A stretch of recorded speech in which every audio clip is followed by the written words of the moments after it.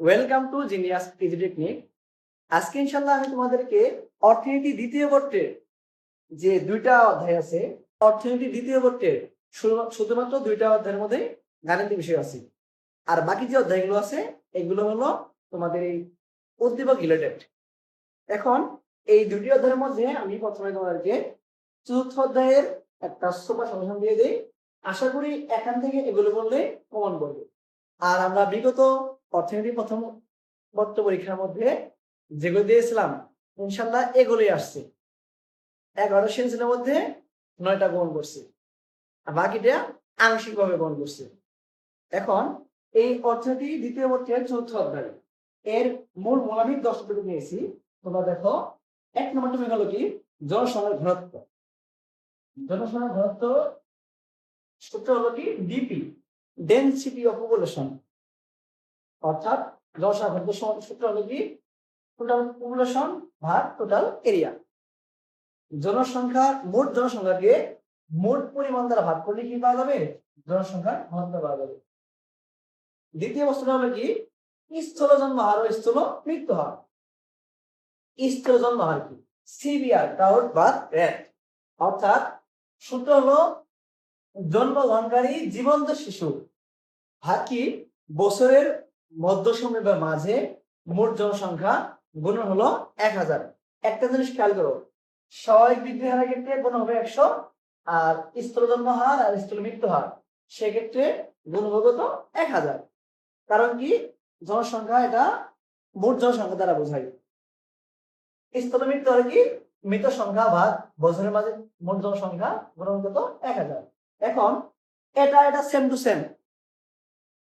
এরপর তৃতীয় প্রশ্ন হলো কি জনসংখ্যার স্বাভাবিক বৃদ্ধির হার, অর্থাৎ স্বাভাবিক বৃদ্ধির সূত্র হলো স্থূল জন্ম হার বিয়োগ কি স্থূল মৃত্যু হার ভাগ 1000 গুণন 100। এখানে স্থূল জন্ম হার থেকে স্থূল মৃত্যু হার বিয়োগ করতে হবে, বিয়োগ করে 1000 ভাগ করে 100 দ্বারা কি করতে হবে গুণ করতে হবে। এটা হলো আমাদের জনসংখ্যার স্বাভাবিক বৃদ্ধির হার। এরপর যদি বলি জনসংখ্যা বৃদ্ধির কারণ, প্রভাব এবং নিয়ন্ত্রণ উপায়। দেখো, বাংলাদেশে জনসংখ্যা বৃদ্ধির কারণ কি? কারণ হলো বাল্য বিবাহ, আমাদের খাদ্যের গুণাগুণ, এর সাথে কি আমাদের এই যে স্থূলভূমি আছে, স্থূলভূমি এবং নিরক্ষরতা, ভূ বিবাহ, অনেক যে মূল টপিক আছে। তোমরা কি করবে এই জনসংখ্যা বৃদ্ধির কারণের মূল টপিক গুলো একটু দেখে যাবে। তুমি যদি মূল টপিক ধরো 10টা দেখতে পারো, 10টা যদি এক লাইন করে বানিয়ে দিতে পারো তাহলে দেখা যাবে কি তোমার 1.5 পৃষ্ঠা হয়ে গেছে। এরপর কি জনসংখ্যা বৃদ্ধির প্রভাব। আচ্ছা, প্রভাব জিনিসটা কি? জনসংখ্যা বৃদ্ধি হয়ে গেছে, এখন কি কি ক্ষতিকর দিক, অর্থাৎ কি কি এর দ্বারা কি কি ক্ষতি হবে। যেমন ধরো এখানে শিক্ষার হার কমবে, এরপর কি বেকারত্ব বাড়বে, এরপর ধরা যায় ছিনতাইকারী বা চোর ডাকাতি এরকম হবে। আর যখন মানুষ তাদের মৌলিক অধিকার ক্ষুণ্ণ হবে তখন তারা কি করবে? এসব অন্যায়ের প্রতি ধাবিত হবে। এগুলো তুমি ইনশাআল্লাহ একটু 8-10টা টপিক একটু দেখে যাবে মেন বই থেকে। নিয়ন্ত্রণ উপায়, এখন এই জনসংখ্যার বৃদ্ধিতে হচ্ছে সরকার কিভাবে নিয়ন্ত্রণ করবে? এটার উপায় হলো ধরো বিভিন্ন আইন প্রণয়ন করবে, বা যে এরকম অনেক আইন আছে, বাল্য বিবাহ আইন, বহু বিবাহ আর কি, যেটা এটা করা যাবে না, বা অন্যান্য অনেক কিছু আছে, এগুলো একটু দেখবে। অর্থাৎ এখানে 3টা প্রশ্ন, এক এক ক্যাটাগরির 3টা প্রশ্ন দিয়েছি, কারণ, প্রভাব এবং কি নিয়ন্ত্রণ। একটা পারলে আশা করা যায় সব পারবে। এরপর যদি বলি ম্যালথাস তত্ত্ব ও জনসংখ্যা নিয়ন্ত্রণ। এখন ম্যালথাস তত্ত্বটা কি? ম্যালথাস কি বলছিল, প্রতি 25 বছর পর পর জনসংখ্যা বৃদ্ধি পাবে কি হারে? জ্যামিতিক হারে। আর খাদ্য তথ্য বৃদ্ধি পাবে গাণিতিক হারে। খেয়াল করো, এখানে দেখো জনসংখ্যা কি হবে? জ্যামিতিক বলতে কি, প্রথম 1 1 1 2 2 ডাবল কি 4 1 2 4 8 10 20 40, অর্থাৎ এখানে কি দ্বিগুণ হবে শুধু।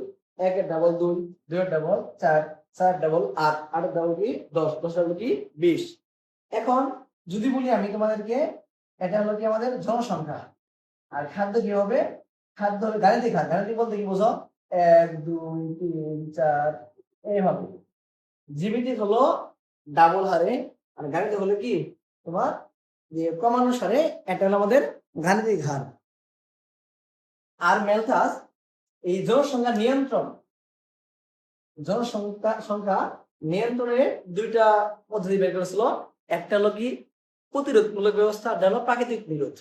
প্রতিরোধমূলক কি, ধরো কুমার্য ধারণ করা, বিলম্ব বিবাহ করা, বা এখানে ধরো যেগুলো করা যায় আর কি, জন্ম নিয়ন্ত্রণ। আর এখানে যদি বলা হয় প্রতিরোধমূলক গেল, এখন প্রাকৃতিক কোনগুলো? প্রাকৃতিক হলো মহামারী, যুদ্ধ, এইসব হলো কি আমাদের প্রাকৃতিক নিরোধ। ম্যালথাস বলছে কি যে এইভাবে কি হয়, তার জনসংখ্যা নিয়ন্ত্রণ করা যায়। মূলত ম্যালথাস একটা চক্রটি ছিল। চক্রটি হলো এক সময় জনসংখ্যা ভারসাম্য বিধান করবে, এরপর দেখা যাবে কি জনসংখ্যা বৃদ্ধি হবে জ্যামিতিক হারে, আর খাদ্য বৃদ্ধি হবে কি গাণিতিক হারে। এরপর কি হবে, দেশে জনাধিক্য সৃষ্টি হবে। এরপর বেশি জনসংখ্যা হলে তাদের মধ্যে যুদ্ধ বিগ্রহ বা মহামারী ইত্যাদি হবে। এর ফলে কি আবার ভারসাম্য ফিরে আসবে। এটা হলো কি আমাদের ম্যালথাসীয় চক্র।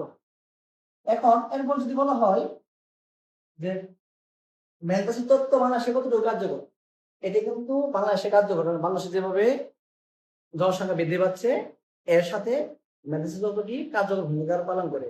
কারণ কি বাংলাদেশের জনসংখ্যা যে হারে বাড়ছে, খাদ্য উৎপাদন কিন্তু সে হারে বাড়ছে না। এটা হলো আমাদের কি এর মূল টপিক, যে তত্ত্বটি কি কার্যকর। হ্যাঁ, কার্যকর বাংলাদেশে। এরপর যদি বলি কাম্য জনসংখ্যা তত্ত্ব, কাম্য জনসংখ্যা। এখন যদি বলা হয় কাম্য জনসংখ্যা জিনিসটা কি, কাম্য জনসংখ্যা হলো, যদি শর্ট করে বলি, একটি দেশের যে জনসংখ্যায় মাথার পিছু কি হয়, সর্বোচ্চ হয়, সেটা হলো আমাদের কাম্য জনসংখ্যা। অর্থাৎ ধরো তোমার এটা হলো আমাদের কাম্য জনসংখ্যার একটা সূচি।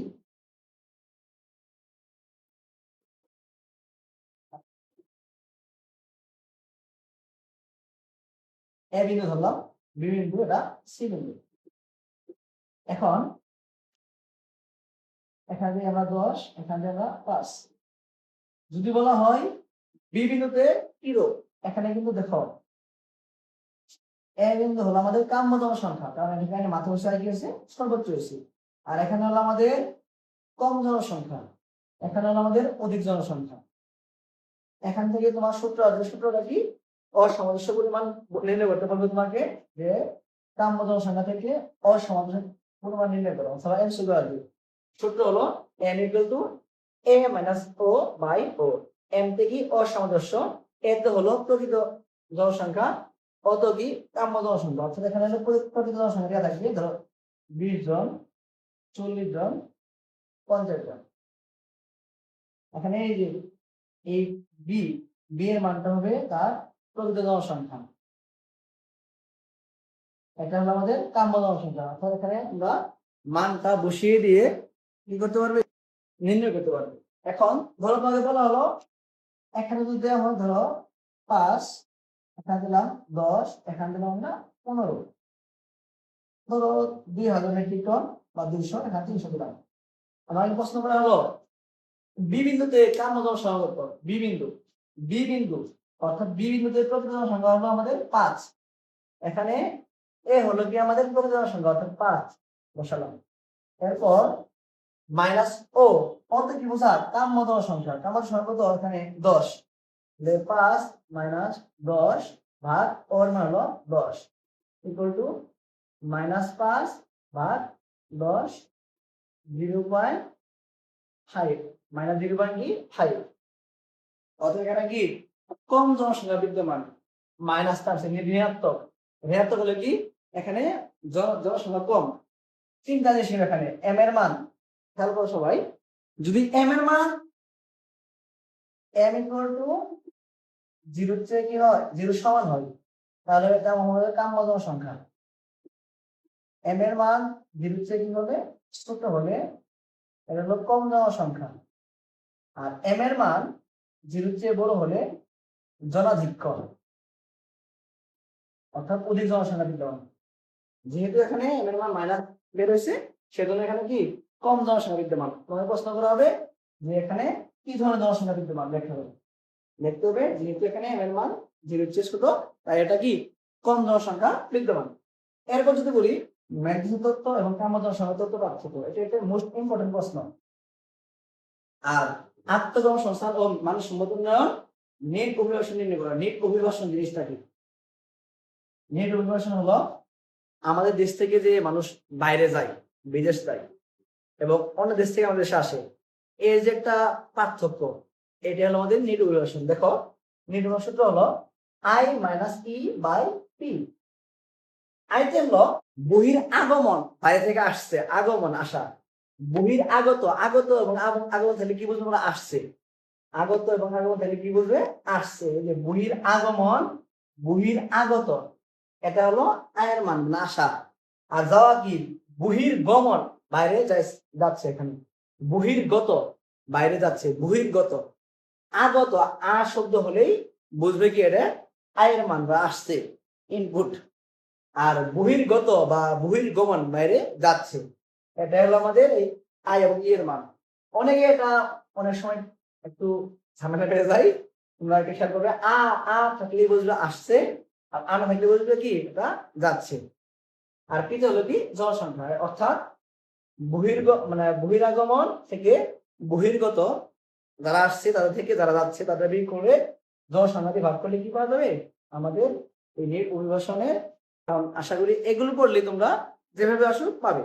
আর এটা হলো আমাদের এই চতুর্থ মূল টপিক।